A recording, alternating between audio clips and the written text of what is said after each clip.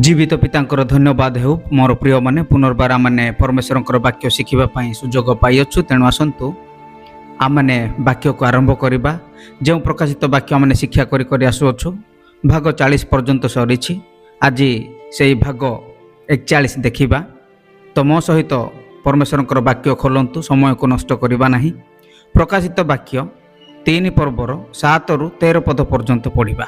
Philadelphia मंडलीर दूत निकटकू लेख, जे पवित्र और सत्य, जहांक हस्तरे दाऊदंकर चाबी अछि, जे फिटाइले केही बंद करि न पारे, आउ बंद कले केही फिटाई न पारे। से एहा कहन्ते, आम्भे तुम्भर कार्य जाणु। देख, आम्भे तुम्भ सम्मुखरे गोटे द्वार फिटाई अछु, केही ताहा बंद करि पारे नाही, कारण तुम्भर शक्ति सामान्य। तथापि तुम्भे आम्भर वाक्य पालन करी आम्भर नाम अस्वीकार करिनाह। देख, जो माने जिहुदी नुहंते किंतु मिथ्यारे आपणा मानंकु जिहुदी बोली कहंते, एपरि शयतानर दलर लोक मानंकु आम्भे आनी तुम्भर चरण तले प्रणाम कराइबु। आउ आम्भे जे तुम्भकु प्रेम करिअछु, एहा सेमानंकु ज्ञात कराइबु। तुम्भे आम्भर धैर्यर वाक्य रक्षा करिअछ। एहेतु पृथ्वी निवासी मानंकु परीक्षा करिबा निमंते समस्त जगत उपरकु जो परीक्षा काल आसिब, सेथिरु आम्भे मध्य तुम्भकु रक्षा करिबु। आम्भे शीघ्र आसुअछु। तुम्भर मुकुटकु जेपरि केही हरण करि न निए, एथि निमंते तुम्भर जाहा अछि ताहा दृढ़ रूपे धरि रख। जे जय करे, आम्भे ताहाकु आम्भर ईश्वरंक मंदिरर स्तंभ स्वरूप करिबु। से आउ सेठारु बाहारकु जीव नाही। आम्भे आपणा ईश्वरंक नाम ओ स्वर्गरु ताहांक ठारु आगत जेउ जेरुसालेम आम्भर ईश्वरंक सेही नगरीर नाम, पुणी आम्भ निजर नूतन नाम ताहा उपरे लेखिबु। मंडली गणंकु आत्मा कौन कहंती, जहार कर्ण अछि से ताहा शुणु।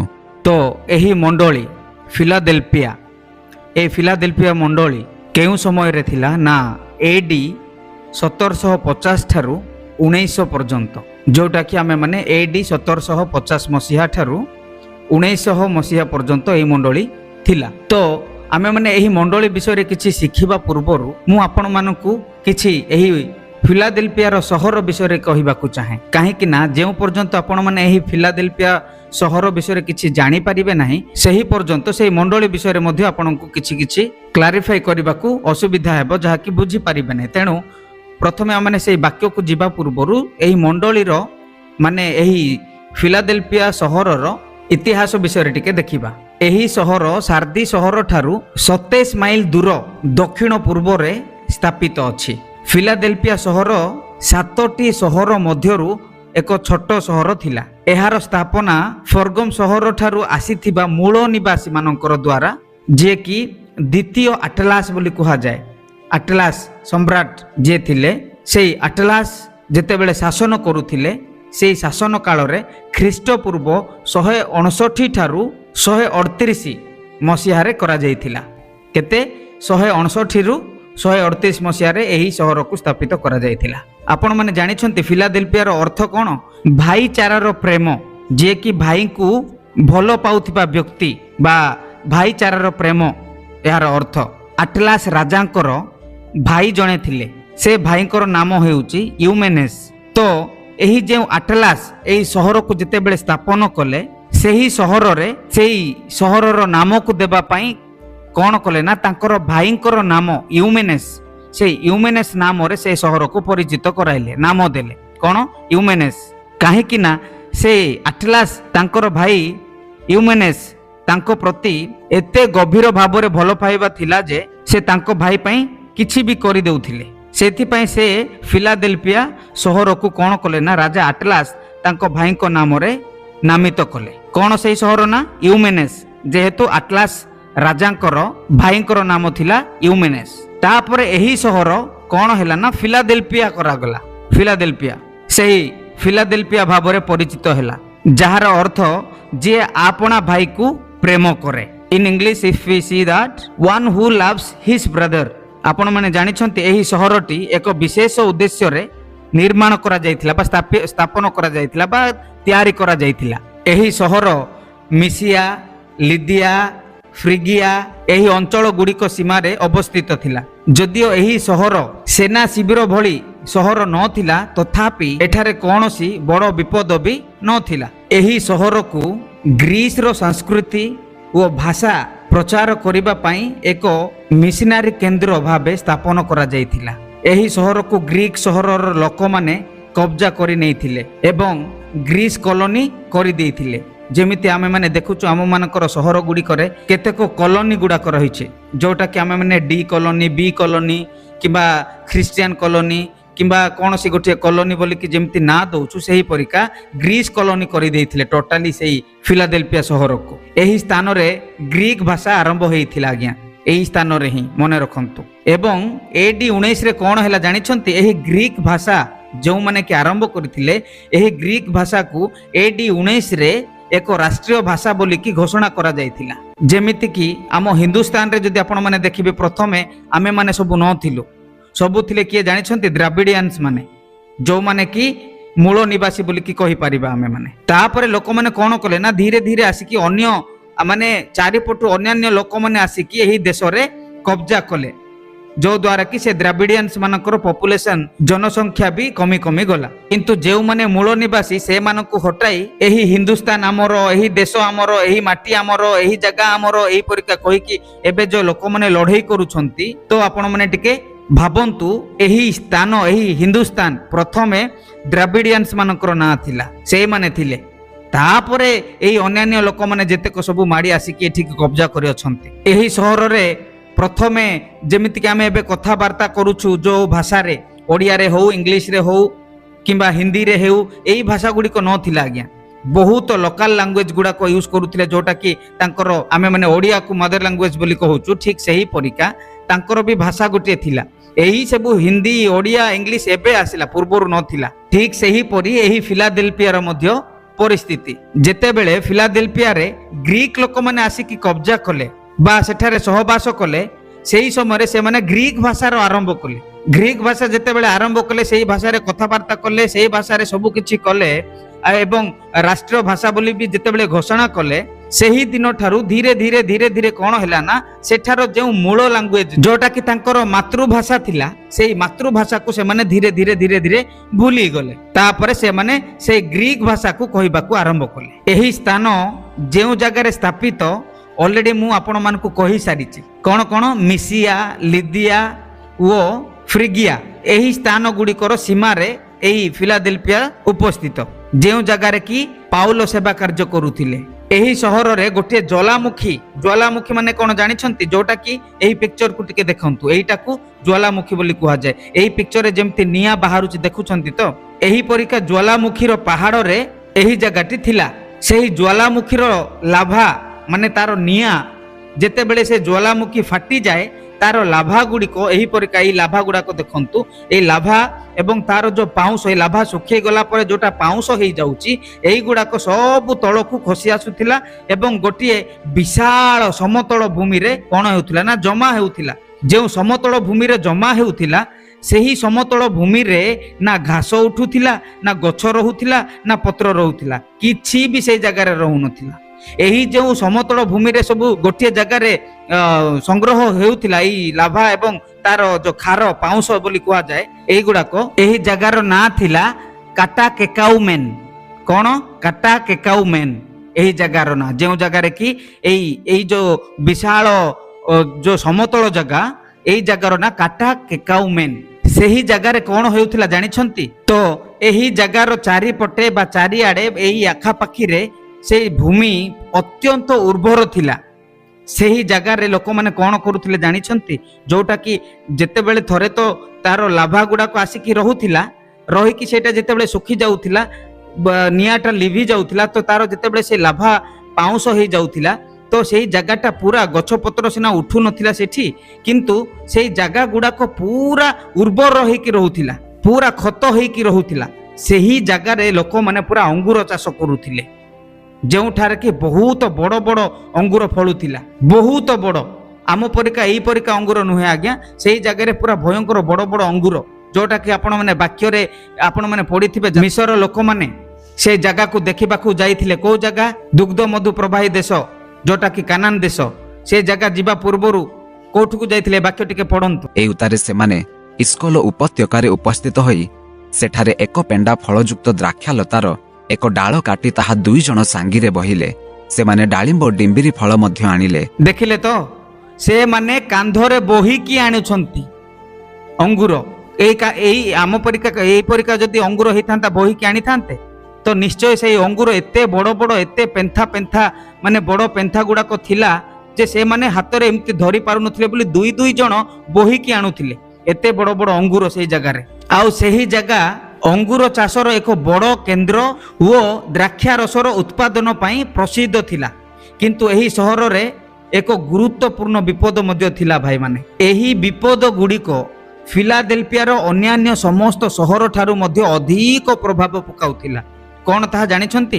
AD 17 ମସିହାରେ, କେତେରେ? AD 17 ମସିହାରେ ଏକ ଭୟଙ୍କର ବଡ଼ ଭୂମିକମ୍ପ ହୋଇଗଲା ସେଇ ଫିଲାଦେଲଫିଆରେ। ସେଇଟା କେବଳ ଫିଲାଦେଲଫିଆରେ ନୁହଁ, ସାର୍ଦି ସହରର ସହ ଅନ୍ୟ 10ଟି ସହର ମଧ୍ୟ ସେହି ଭୂମିକମ୍ପରେ କ'ଣ ହେଇଗଲା ନା ପୁରା ଛିନ୍ନ ଭିନ୍ନ ହେଇଗଲେ, ପୁରା ନଷ୍ଟ ହେଇଗଲା ଜାଗା। ସେହି ଦିନ ଠାରୁ ସବୁଦିନ ସେହି ସହରରେ କ'ଣ ହେଲା ନା ବାରମ୍ବାର ପୁରା ଭୂମିକମ୍ପ ହେବାକୁ ଲାଗିଲା। ତେଣୁ ସେଠିକାର ଲୋକମାନେ ଏତେ ଭୟ କରୁଥିଲେ ଯେ ତାଙ୍କ ଘରେ ମାନେ ସେହି ଜାଗାର ଲୋକମାନେ ଘର ଭିତରେ ଶୋଇବାକୁ ମଧ୍ୟ ସେମାନେ ଭୟ କରୁଥିଲେ। କାଳେ କେତେବେଳେ ଭୂମିକମ୍ପ ହେବ, କାନ୍ଥ ପଡ଼ିଯିବ, ଘର ଭୁଷୁଡ଼ି ଯିବ, ପୁରା ଭୟ କରୁଥିଲେ। ତେଣୁ ସେହି ଲୋକମାନେ କ'ଣ କରୁଥିଲେ ନା ବାହାରକୁ ଆସି ବାହାରେ ରାତି ହେଲେ ବାହାରେ ସେମାନେ ତମ୍ବୁ ଟାଣିକି ଶୋଉଥିଲେ। ମାନେ ଏତେ ଭୟ ଟିକେ ଭାବନ୍ତୁ। ସେଇଥିପାଇଁ ଏହି କାରଣରୁ ଲୋକମାନେ ସେହି ସହରକୁ କେବଳ ୟୁମେନେସ୍ କହୁନଥିଲେ କିମ୍ବା କି ଫିଲାଦେଲଫିଆ ବୋଲି କହୁନଥିଲେ, ତା ସହିତ ଭୂମିକମ୍ପର ସହର ମଧ୍ୟ ବୋଲି କହୁଥିଲେ, ଯାହାକି ଇଂଲିଶରେ ଯଦି ଆପଣ ଦେଖିବେ ସିଟି ଅଫ୍ ଏର୍ଥକ୍ୱେକ୍, ଭୂମିକମ୍ପର ସହର। ଯେତେବେଳେ ଏହା ଭୂମିକମ୍ପରେ ପୁରା ନଷ୍ଟ ହେଇଗଲା ତାପରେ କ'ଣ ହେଲା ଜାଣିଛନ୍ତି? ଜଣେ ସମ୍ରାଟ ଯିଏକି ସିଜର ଟିବେରିୟସ୍ ଏହି ସହରକୁ ତିଆରି କଲେ ବା ମରାମତି କଲେ, ସାହାଯ୍ୟ କଲେ ଲୋକମାନଙ୍କୁ ଏହି ସହରକୁ ତିଆରି କରିବା ପାଇଁ। ଏବଂ ସେହି ସହର ଯେତେବେଳେ ତିଆରି କଲା ପରେ ଗୋଟିଏ ନୂଆ ନାମ ମଧ୍ୟ ଦେଲେ। କ'ଣ ସେହି ନାମ ଜାଣିଛନ୍ତି? ସେହି ନାମ ହେଉଛି ନିଓ ସିଜେରିଆ, ଯାହାର ଅର୍ଥ ନିଉ ସିଟି ଅଫ୍ ସିଜର। ପ୍ରଥମେ ଏହାର ନାମ କ'ଣ ଥିଲା? ୟୁମେନେସ୍। ତାପରେ କ'ଣ ହେଲା? ଫିଲାଦେଲଫିଆ। ତାପରେ ଭୂମିକମ୍ପ ପରେ ଯେତେବେଳେ ସିଜର ଟିବେରିୟସ୍ ମରାମତି କଲେ ତାପରେ କେଉଁ ନାମ ଦେଲେ? ନିଓ ସିଜେରିଆ। ଦେଖନ୍ତୁ, ଏହାପରେ ରୋମିଓ ସମ୍ରାଟ ଯିଏକି ଭେସ୍ପାସିଆନ୍, ଯାହାର ନାଁ ଭେସ୍ପାସିଆନ୍, କିଛି ଦିନ ପରେ ସେ ଯେତେବେଳେ ସମ୍ରାଟ ହେଇଗଲେ ସେହି ସମ୍ରାଟ ଭେସ୍ପାସିଆନ୍ ସମ୍ରାଟ କ'ଣ କଲେ ନା ଏହି ଜାଗାକୁ ଆଉ ଗୋଟିଏ ନାମରେ ପରିଚିତ କରାଇଲେ, ନାମ ଦେଲେ। କ'ଣ ସେ ନାମ? ଫ୍ଲାବିଆ। ଏହି ସହରର ନାମ ପୁରା ଫ୍ଲାବିଆ ବୋଲିକି ଦେଲେ। ଦେଖନ୍ତୁ, ପ୍ରଥମେ ଥିଲା ୟୁମେନେସ୍, ଫିଲାଦେଲଫିଆ, ନିଓ ସିଜେରିଆ, ତାପରେ ଫ୍ଲାବିଆ। ଏମିତି ହେଇକି କିଛି ଦିନ ରହିଲା, ଫ୍ଲାବିଆ ସହର ହେଇକି ରହିଲା। କିଛି ଦିନ ପରେ ସେହି ସମ୍ରାଟ ଯେତେବେଳେ ଭେସ୍ପାସିଆନ୍, ସେ ସମ୍ରାଟର ନାଁ କ'ଣ? ଭେସ୍ପାସିଆନ୍। ସେହି ସମ୍ରାଟ ଯେତେବେଳେ ମରିଗଲା ପରେ ଲୋକମାନେ କ'ଣ କଲେ ନା ସେହି ସହରର ନାମ ପୁଣି ଥରେ ଫ୍ଲାବିଆ ଠାରୁ ଫେରାଇ ନେଇକି ଫିଲାଦେଲଫିଆ ବୋଲିକି ରଖିଲେ। କ'ଣ? ଫିଲାଦେଲଫିଆ। ଏବଂ ସେହି ଦିନ ଠାରୁ ସେହି ସହର କ'ଣ ହେଲା ନା ଧୀରେ ଧୀରେ ଉନ୍ନତି କରିବାକୁ ଲାଗିଲା, ମାନେ ଗ୍ରୋଥ ହେଲା। ପୁଣି ସେହି ସମୟରେ ଟର୍କସ୍ ଓ ମହମ୍ମଦ ନିଜାମ କ'ଣ କଲେ? ଏହି 2 ଜଣ ବ୍ୟକ୍ତି, ସହର ଯେତେବେଳେ ନାମୀ ଦାମୀ ହେଇକି ପରିଚିତ ହେଇଗଲା ତାପରେ ସେହି ଟର୍କସ୍ ଏବଂ ମହମ୍ମଦ ନିଜାମ ଏହି 2 ବ୍ୟକ୍ତି କ'ଣ କଲେ ନା ଏହି ସହରକୁ ଆସିକି କବ୍ଜା କଲେ। ତା ସହିତ ଅନ୍ୟାନ୍ୟ ଦେଶ ଗୁଡ଼ିକ ମଧ୍ୟ କବ୍ଜା କରିଥିଲେ ସେମାନେ। ତ ସେହି ଦେଶ ଗୁଡ଼ିକ ସହିତ ଏହି ଫିଲାଦେଲଫିଆ ସହରକୁ ମଧ୍ୟ ସେମାନେ କବ୍ଜା କଲେ। ସେହି ସମୟରେ ମଧ୍ୟ ଏହି ଫିଲାଦେଲଫିଆ ସହର କିଛି ହେଇନଥିଲା, ମାନେ ନଷ୍ଟ କିଛି ହେଇନଥିଲା, ମାନେ କିଛି କୌଣସି ନଷ୍ଟ ହେଇନଥିଲା। ତା ସହିତ କ'ଣ ହେଲା ନା ଏହି ଫିଲାଦେଲଫିଆ ସହର ମାନେ ବହୁତ ଦିନ ପର୍ଯ୍ୟନ୍ତ, ଗୋଟିଏ 400-500 ବର୍ଷ ପର୍ଯ୍ୟନ୍ତ କ'ଣ ହେଲା ନା ଗୋଟିଏ ଖ୍ରୀଷ୍ଟିଆନ ସହର ବୋଲିକି ରହିଲା, ଖ୍ରୀଷ୍ଟିଆନ ସହର ହେଇକି ପରିଚିତ ହେଇକି ରହିଲା। ତାପରେ 1392 ମସିହାରେ ଯେଉଁ ତୁର୍କୀ, ଏବେ ଆମେ ମାନେ ଜାଣିଛୁ ତୁର୍କୀ ସହର, ଏହାକୁ କ'ଣ କଲା ନା କବ୍ଜା କଲା। ଯେତେବେଳେ ତୁର୍କୀ କବ୍ଜା କଲା ପରେ ସେହି ସହରକୁ ଆଉ ଗୋଟିଏ ନୂଆ ନାମ ଦେଲା। କ'ଣ ସେହି ନୂଆ ନାମ? ଆଲା ସେହିର। କ'ଣ ସେହି ନାମ? ଆଲା ସେହିର।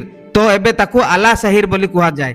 ପ୍ରଥମେ କ'ଣ ୟୁମେନେସ୍ ଥିଲା, ଫିଲାଦେଲଫିଆ ହେଲା, ପୁଣି ନିଓ ସିଜେରିଆ ହେଲା, तापर पुणी फ्लाबिया हैला, फ्लाबिया ठारू पुणी फिलाडेल्फिया हैला, फिलाडेल्फिया ठारू पुणी थरे आलासेहिर हैला। देखंतु केतोटी ना हेगला से सहरर। एबे एही सहररे ख्रिस्टियन बिशप्स एवं 20 रु भी अधिक चर्च घर गुड़िक बा गिर्जा घर गुड़िक अच्छी एही सहररे। ख्रिस्टियन बिशप्स माने एवं 20 रु भी अधिक चर्च घर गुड़िक अच्छी। ता सहित 1000 रु अधिक ख्रिस्टियंस लोक माने मध्य रहुछन्ति एही जगह, किंतु से माने केही भी जणे भी चर्च को जाउ नहांती। पुणी सही सहर को कौन करथिले ना नाम रे पूरा विख्यात बा इतिहास रे प्रसिद्ध करबा को गोटे बड़ खंब बा स्तंभ करा जाय अछि। जेमिति कि आम भारत रे जदि आपण माने देखिबे भारत रे कोन कोन प्रसिद्ध जगह अछि जोटा कि आमे माने कहि परिबा ताजमहल कहि परिबा, कुतुब मीनार कहि परिबा, लाल किला कहि परिबा। एही गुडा को जे परि प्रसिद्ध ठीक सेही परि सेही जगह रे गोटे एही परिका स्तंभ बा खंब करिसंती। एही देखंतु एईटा को प्रसिद्ध करिबा पई से माने बनेइसंती। सेही शहर पई प्रसिद्ध एही खंब बा स्तंभ बोली कहि परिबा। तो मोर प्रिय माने एहा थिला एही फिलाडेल्फिया शहरर इतिहास। जदि एही मंडली रो बैकग्राउंड को जदि आपण माने देखिबे तो एही फिलाडेल्फिया नामर प्रकृत अर्थ मु आपण मानकु कहि सारिछि। पुणी थरे कहबाकू इच्छा करे सेही फिलाडेल्फियार अर्थ हेउछि भाईचारा प्रेम, भाईचारार प्रेम, जे कि फिलाडेल्फियार अर्थ होछि भाईचारार प्रेम। इंग्लिश रे ब्रदरली लव, कोन ब्रदरली लव कुहा जाए। आउ ग्रीक भाषा रे फिलेओ, भाईचारार प्रेम को कोन कुहा जाए ना फिलेओ, कोन फिलेओ। एही मंडली को परमेश्वर की परि प्रशंसा करूछंती जानिछंती। आपण मानकर मने थिबो फरगम ओ सारदी एही मंडली गुडी को परमेश्वर कोन कोन कहि कि चेतावनी दउथिले देइछंती। परमेश्वर से मानको भयंकर भाव रे चेतावनी देई कि वार्निंग मध्य देइछंती। किंतु से माने केते मात्रा रे आत्मिक रे थिले, आत्मिक रे बढ़ुथिले, बंचुथिले, केते प्रभु को धोखा देउथिले। आपण माने जानिथिबे प्रथमे एफिस मंडली आसिला, तापरे स्मुर्ना मंडली आसिला, तापरे जो मंडली गुड़िक आसिला जेतेक मंडली गुड़िक एही दुईटी मंडली एफिस एवं स्मुर्ना को छाड़ी देले जेतेक तापरे मंडली गुड़ाक आसीची सबु कौन हैला ना सांसारिक सहित मिसी गले। से समस्ते आत्मिक रे पूरा मृत हो गले। किंतु जदि आमे माने देखिबा एही फिलाडेल्फियार मंडली को एही मंडली रे आत्मिकता देखा जाउची। काहे कि ना सेठारे एक आरेकंक सहित प्रेम थिला, एक आरेकंकु से माने प्रेम रे बांधु थिले। तेणु एही सहर एही पर्यंत आत्मिक रे उठी पारिला। हाँ दिन थिला से माने मृत थिले, किंतु कालक्रमे से मानकर प्रेम को एवं इच्छा को देखी कि परमेश्वर कौन कले ना से मानकु फेराई आनिले। पूर्व मंडली गुड़िक जदि आपण माने देखिबे जेतेबेले से माने चालू थिले सेही समय रे भूल शिक्षा गुड़ाक सब ग्रहण कले, भूल चिंताधारा, रीति रिवाज, सांसारिकता सब मंडली गुड़िक भितरे रीति रिवाज, सांसारिकता एई समस्त प्रकारर मंडली भितर को सब टाणी आनिले। से जेते जहा कले मध्य केतेक लोक माने थिले सेठारे कौन कले ना से माने वाक्य को छाड़िले नहीं, सत्य को छाड़िले नहीं, परमेश्वर को धोखा देले नहीं। तेणु से माने आजी एही मंडली को फेरी आसीछंती। सेही सत्य वाक्यर प्रभाव जहा कि आजी परमेश्वर एमान को प्रशंसा करूछंती। से एहा कहन्ते आम्भे तुम्भर कार्य जाणु, देख आम्भे तुम्भ सम्मुखरे गोटे द्वार फिटाई अछु, केही ताहा बंद करि पारे नाही। कारण तुम्भर शक्ति सामान्य, तथापि तुम्भे आम्भर वाक्य पालन करी आम्भर नाम अस्वीकार करिनाह।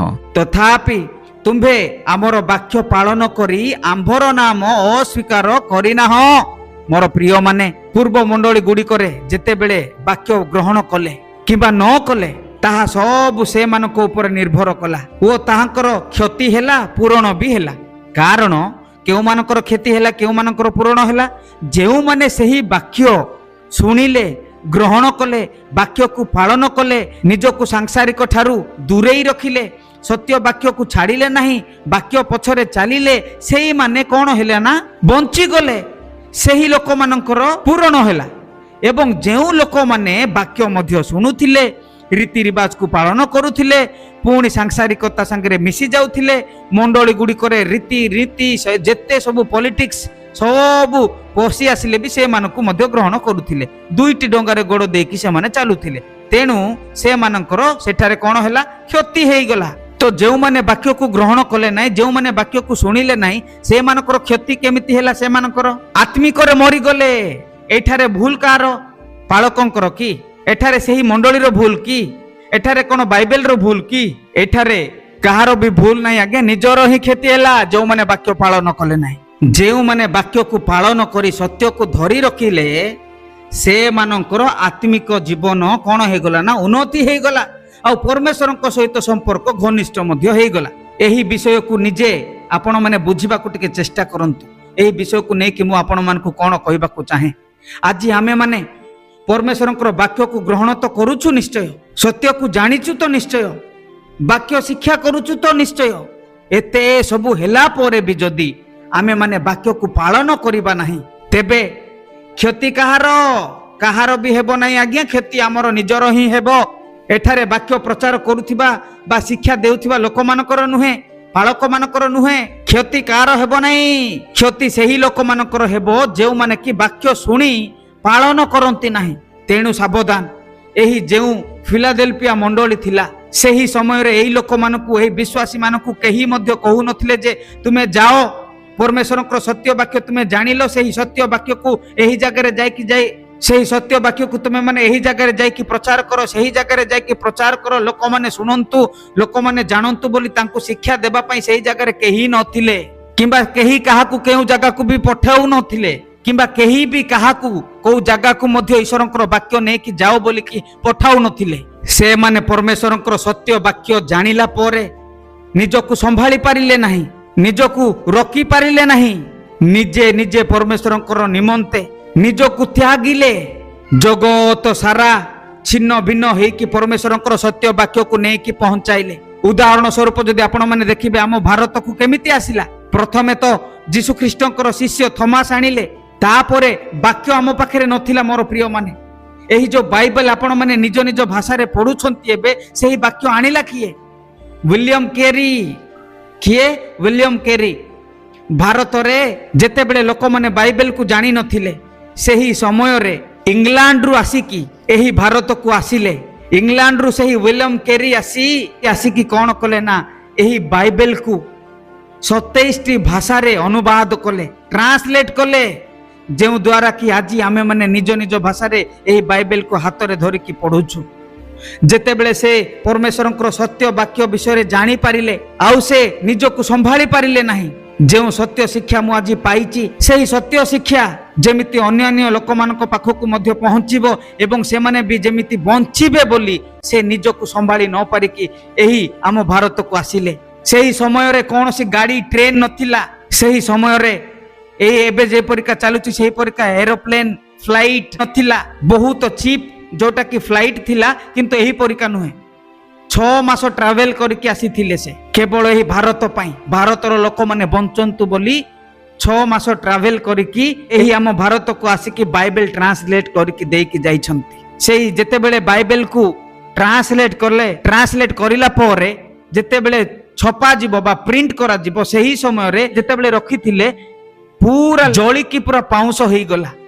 एही परिका करी 2 थर, प्रथम थर जेते बेले से ट्रांसलेट कले प्रिंट करबा को बाहरिले पूरा पड़ी गला, पूरा नियारे जाली गला, पूरा भस्म हो गला। से ट्रांसलेट करा जाइथिबा भी सब नष्ट हो गला। सेही परिका द्वितीय थर मध्य हो गला। तृतीय थर बेले परमेश्वर पुणी तांको सहाय्य कले, परमेश्वरंकर आत्मा पुणी थरे गाइड कले, तापरे पुणी थरे से ट्रांसलेट करिकी प्रिंट कले, जहा कि आज आम मानक हाथ रे अछि। मोर प्रिय माने एते कष्ट कला परे से जेते बेले आम भारत को आसी आम मानक परमेश्वरंकर वाक्य को देकी जाइछंती। से चाहिथिले मु वाक्य जानिली, मो परिवार बंचु, मोर गाँ लोक बंचंतु, मोर सहरर लोक बंचंतु, मु बंचु, मोर फैमिली बंचु बोली चुपचाप रही पारि थांते। किंतु से एही परिका न भाबी आम भारत को तांकरी परमेश्वरंकर वाक्य जानिला परे तांकरी समस्त विषय छाड़ी के आसिले। किंतु आज आमे कोन करूछु? जेते वाक्य पाइले भी, जेते वाक्य सुनिले भी, जेते वाक्यर शिक्षा पाइले भी एपटे कान रे शुणिकी सेपटे कान रे छाड़ी दउछु, बाहर करी दउछु। मोर प्रिय माने आज आम मानकर मंडली किपरि अछि टिके चिंता करंतु। एही मंडली रे जहा कि फिलाडेल्फिया मंडली, एही मंडली रे एते सत्य पई लोक माने बाहरु थिले जे कहिले कथा न सरे। तेणु ପ୍ରଭୁ ସେମାନଙ୍କୁ କହୁଛନ୍ତି ଯାହାଙ୍କ ହସ୍ତରେ ଯାହାଙ୍କ ହସ୍ତରେ ଦାଉଦଙ୍କର ଚାବି ଅଛି, ଯେ ଫିଟାଇଲେ କେହି ବନ୍ଦ କରି ନପାରେ, ଆଉ ବନ୍ଦ କଲେ କେହି ଫିଟାଇ ନପାରେ। ମୋର ପ୍ରିୟମାନେ, ଆଜି ପରମେଶ୍ୱର ଆମମାନଙ୍କୁ ସତ୍ୟ ବାକ୍ୟ ଦେଇଛନ୍ତି। ସେ ବାକ୍ୟ ଦ୍ୱାରା ଆମେ କିପରି ଚାଲୁଛୁ ନିଜକୁ ଟିକେ ପରୀକ୍ଷା କରିକି ଦେଖନ୍ତୁ। ପ୍ରକୃତରେ ଆମେମାନେ ପରମେଶ୍ୱରଙ୍କର ସହିତ ବାକ୍ୟ ପାଇଁ ନିଜକୁ କେତେ ମାତ୍ରାରେ ସମର୍ପଣ କରିଛୁ। ଏହି ବାକ୍ୟ ଆଜି ଆମମାନଙ୍କର ଜୀବନରେ କିପରି କାର୍ଯ୍ୟ କରୁଛି। ଯେଉଁ ସତ୍ୟ ବାକ୍ୟ ପରମେଶ୍ୱର ଆଜି ଆମମାନଙ୍କୁ ଦେଇଛନ୍ତି, ସେହି ସତ୍ୟ ବାକ୍ୟକୁ ନେଇକି ଆମେମାନେ ଅନ୍ୟମାନଙ୍କ ପାଖକୁ ପହଞ୍ଚାଇବାକୁ ଆମମାନଙ୍କର ମନ, ଆମମାନଙ୍କର ଇଚ୍ଛା ଏଇସବୁ କ'ଣ କୁହେ? ଯେଉଁ ସତ୍ୟ ବାକ୍ୟ ଆଜି ମୁଁ ପାଇଛି, ମୁଁ ସିନା ବଞ୍ଚିଗଲି, ମୋର ସମ୍ପର୍କୀୟ ସେ ରକ୍ତ ସମ୍ପର୍କ ହେଉ କିମ୍ବା ସାଂସାରିକ ସମ୍ପର୍କ ହେଉ କିମ୍ବା ଦୂର ସମ୍ପର୍କ ହେଉ, ସେମାନେ ତ ବଞ୍ଚିଯିବେ। କିନ୍ତୁ ଯେଉଁ ଲୋକମାନେ ଆଜି ପର୍ଯ୍ୟନ୍ତ ଏହି ସତ୍ୟକୁ ଜାଣିପାରି ନାହାନ୍ତି, ସେ ସତ୍ୟକୁ ଜାଣିବା ନିମନ୍ତେ କ'ଣ ସେମାନଙ୍କର ହକ୍ ଅଛି ନା ନାହିଁ? ଆପଣମାନେ ହୁଏତ ଭାବୁଥିବେ ମୁଁ ସତ୍ୟ ଜାଣିଛି ମାନେ ଠିକ୍ ଅଛି, ସେମାନେ ଜାଣନ୍ତୁ ନ ଜାଣନ୍ତୁ ଆମର କିଛି ଯାଏ ଆସେ ନାହିଁ। ମୋର ପ୍ରିୟମାନେ, ଆଜି ଯଦି ଆପଣମାନେ ସେହି ସତ୍ୟକୁ ପାଇକି ସତ୍ୟକୁ ଜାଣିପାରୁଛନ୍ତି, ତେବେ ପରମେଶ୍ୱରଙ୍କର ଇଚ୍ଛା କ'ଣ? କାହିଁକି ଆପଣମାନଙ୍କୁ ସେହି ସତ୍ୟକୁ ଜଣାଇଲେ? କାରଣ ନିଜେ ସତ୍ୟକୁ ଜାଣିଲା ପରେ ନିଜେ ଯେବେ ବଞ୍ଚି ଯାଉଛନ୍ତି, କେଉଁଥିରୁ ବଞ୍ଚି ଯାଉଛନ୍ତି? ସେହି ଅନନ୍ତ ଅଗ୍ନିକୁଣ୍ଡରୁ ବଞ୍ଚି ଯାଉଛନ୍ତି। ତ ଅନ୍ୟମାନଙ୍କୁ ମଧ୍ୟ ବଞ୍ଚାନ୍ତୁ ବୋଲିକି ଆପଣମାନଙ୍କ ପାଖକୁ ଆଜି ପରମେଶ୍ୱର ସତ୍ୟ ବାକ୍ୟ ପହଞ୍ଚାଇଛନ୍ତି। ତେଣୁ ଟିକେ ଚିନ୍ତା କରନ୍ତୁ, ଯଦି ଆପଣମାନେ ପ୍ରଥମରେ ନିଜେ ବାକ୍ୟ ଅନୁସାରେ ଚାଲୁନାହାନ୍ତି କି ଚାଲିବେ କି ନାହିଁ କି ଜାଣିପାରୁନାହାନ୍ତି, ଆଜି ପର୍ଯ୍ୟନ୍ତ ନିଜକୁ ପ୍ରସ୍ତୁତ କରିପାରି ନାହାନ୍ତି, ପାପରୁ ପୃଥକ ହେଇନାହାନ୍ତି, ସାଂସାରିକ ଠାରୁ ପୃଥକ ହେଇପାରି ନାହାନ୍ତି, ତେବେ ଅନ୍ୟକୁ କହିଲେ କିଛି ଲାଭ ନାହିଁ। ପ୍ରଥମେ ଆପଣ ବଞ୍ଚନ୍ତୁ। ନିଜେ ବଞ୍ଚିଲେ ଅନ୍ୟମାନଙ୍କୁ ଆପଣମାନେ ବଞ୍ଚେଇ ପାରିବେ। ଯଦି ନିଜେ ଆପଣମାନେ ବାକ୍ୟ ଦ୍ୱାରା ଚାଲୁନାହାନ୍ତି, ତେବେ ଅନ୍ୟମାନଙ୍କୁ ମଧ୍ୟ ଚଲେଇ ପାରିବେ ନାହିଁ କିମ୍ବା ଏହି ସତ୍ୟକୁ ଦେଇପାରିବେ ନାହିଁ। ତେଣୁ ମନେ ରଖନ୍ତୁ, ଏହି ବାକ୍ୟ ଆଜି ଆମମାନଙ୍କର ଶେଷ ହେଇନାହିଁ। ଆଗାମୀ ଭିଡ଼ିଓରେ ଆମେମାନେ ପୁରା ଡିଟେଲ ଭାବରେ ଦେଖିବା। ତେଣୁ ଆଜି ସମୟ ଅଛି ପରମେଶ୍ୱରଙ୍କର ବାକ୍ୟ ପାଇଁ ଯେଉଁ ମୂଲ୍ୟ ଦେଇଛନ୍ତି ପୂର୍ବରୁ ଆପଣମାନେ, ତାହା ଆଜି ପର୍ଯ୍ୟନ୍ତ ଆପଣମାନଙ୍କ ପାଖରେ ଅଛି ନା ନାହିଁ ନିଜକୁ ଟିକେ ପରୀକ୍ଷା କରି ଦେଖନ୍ତୁ। ଏହି ଅଳ୍ପ ବାକ୍ୟରେ ପ୍ରଭୁ ଆମ ପ୍ରତ୍ୟେକଙ୍କୁ ଆଶୀର୍ବାଦ କରନ୍ତୁ। ଆମେନ୍।